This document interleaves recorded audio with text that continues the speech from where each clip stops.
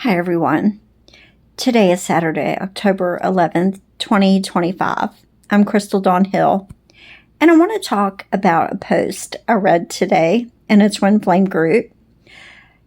They were asking, how do you cope with knowing that your divine masculine or divine feminine can see all the way through you and know everything about you? And I started to comment on this post, and as I was writing my comment, I got a deep, deep epiphany about myself. This person's question took me back to when my divine masculine and I first met, and we were having a video call. And as I was writing my comment, I was reflecting back on that call, on the feelings and on what I was observing from my divine masculine. And I realized today that back when my divine masculine and I did that video call, I was observing him. And I was aware of myself and my demeanor and what I was doing, but I didn't understand exactly what I was really doing. Like, I could see myself sort of from the outside looking in, but I wasn't giving enough attention to how I was feeling. And of course, this is specifically pertaining to the person's question as far as what I was observing about my divine masculine and myself, of being able to see into each other. And as I was writing the comment, I started to get blown away by everything that I was recalling as I was reflecting back on that video call. And I'm doing this video about it because I knew that it was something I needed to talk through. And I thought, well, since I really don't have anyone to talk with about this privately, why don't I just do a video and put it out there in case it's helpful for anyone else? So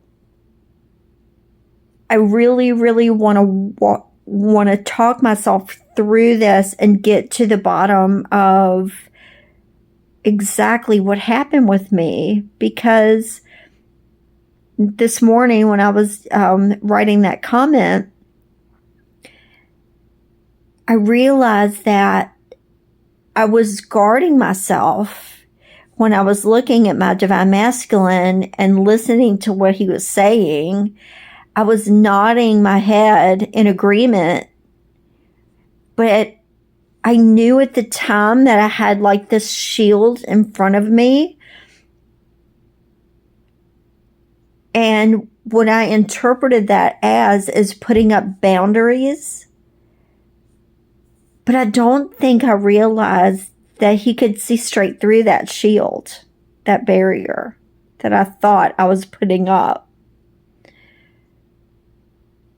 And then my second thought about it was, it didn't make sense that I thought that I was shielding him or blocking him from being able to see through me, because I could see through him. So what made me think that he couldn't do the same thing for me, toward me? I really don't know. But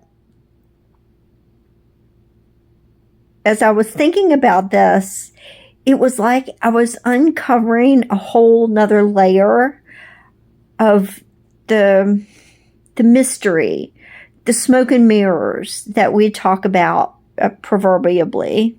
You know what I mean. Anyway, I don't know why I was under the impression that he couldn't see me to the same depth that I could see him. And I really needed to work through that. And I guess maybe I need to write it down, because even saying it out loud, knowing at least one person will hear me, it's not helping me to make any more sense of it.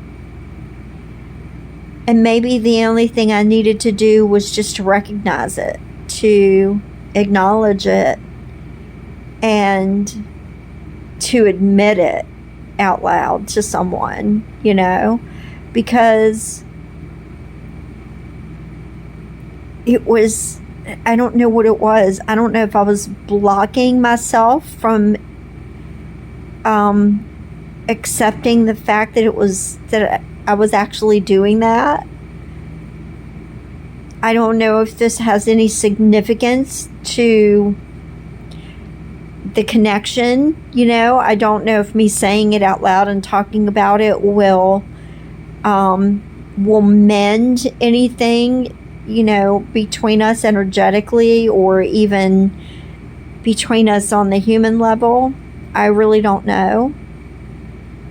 But I had to talk about this. I had to talk about the fact that when we were doing that video call, I had that guard up.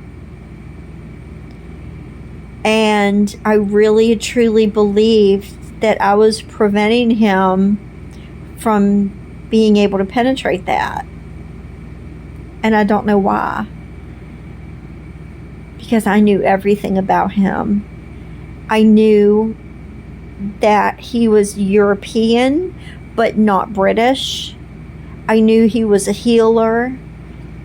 I knew before I ever heard his voice that when I did hear his voice, that it would gel my already very strong suspicion that he was my divine masculine. And the moment I heard him say my name, it just reverberated through my soul, and I had absolutely no doubt whatsoever who he was.